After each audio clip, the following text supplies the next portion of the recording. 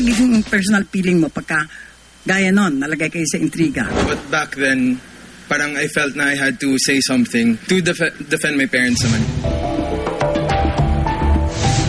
Recent man caught in the thick of controversy. Eksklusibong iniulat ng Star Talk noong November 24, 2012 ang panayam sa ex-presidential son na si Jake Ejercito sa London nang magtanghalang Itbulaga sa Excel.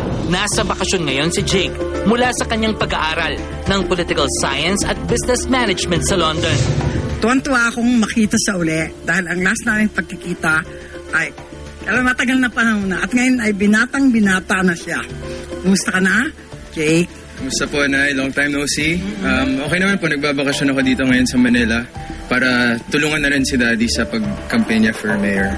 Ano nagiging personal feeling mo pagka gaya nun, nalagay kayo sa intriga? Anong naging personal feeling mo? Natakot ka ba sa daddy mo, kay President Erap, o sa mami mo? Actually, prior to that po, hindi naman po talaga ako nagsasalita about the issue. But back then, parang I felt na I had to say something to defend my parents naman. Kasi back then po, naramdaman ko na nalagay sa alanganin yung pareho kong magulang. Pumutok kasi ang balita noon na si Jake ang ama ng ipinagbubuntis ng dating nobyang si Andy Eigenman. Yun naman, napanood naman natin yung reaction ng dad ko. Totoo naman yung sinabi niya na both my parents never nila ako pinagbawalan kay Andy.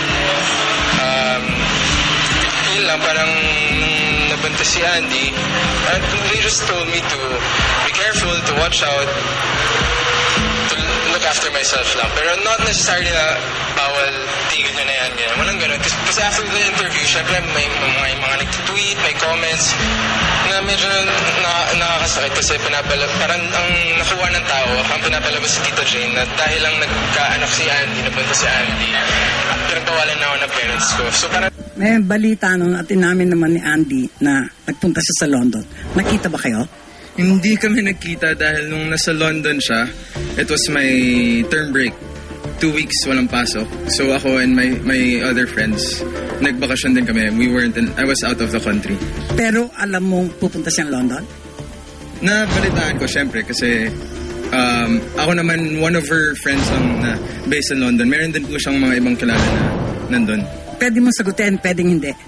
Nagkakausap pa ba kayo ni Andy hanggang ngayon? Oo naman po. Actually, recently siguro may at least 2 times na akong sinamahan dito sa Manila to campaign actually for my dad. So nag-uusap pa rin kami. Still good friends. The good thing is never nawala yung friendship namin ni Andy. Ano na feeling ngayon ng puso mo?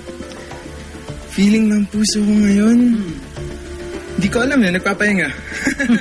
I mean, hindi ko iniintindi yung puso ko or something. Busy lang talaga ako. I want to concentrate on helping my dad in this campaign. Yun lang naman po talaga. Pero ando doon pa rin yung feeling kay Andy?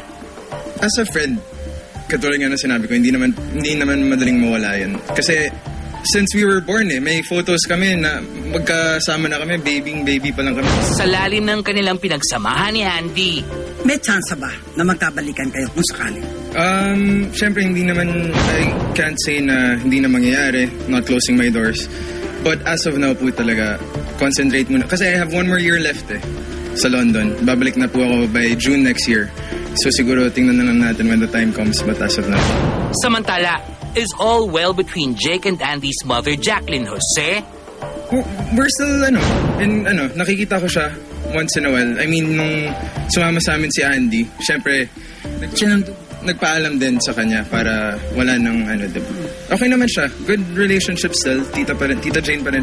Undoubtedly with artista looks, pinangarap din ba ni Jake na pasukin ng pag-artista? But if ever, what is Jake's dream role? At sino ang napipisil niyang makapareha? Bakit hindi yung life story ng daddy ko? Pwede lang. Oh my God. Ha? Sino ba? Pwede. Top of mind. Heart Evangelista? Childhood crush. Heart Evangelista. Si Andy, hindi ko naman kaya tapatan si Andy. Masyadong magaling. Sa mga newbie na lang kung sino nandun. If ever. Ang last word mula sa'yo, para sa mga fans mo, marami kang fans. unang-una po, maraming salamat. Nais ko pong magpasalamat sa lahat na sumusuporta sa aming pamilya, sa hindi nagsasawa in spite of everything that has happened to our family. Maraming salamat po sa inyo at sana po, wag po kayong magsawang sumuporta sa aming pamilya. Maraming salamat po.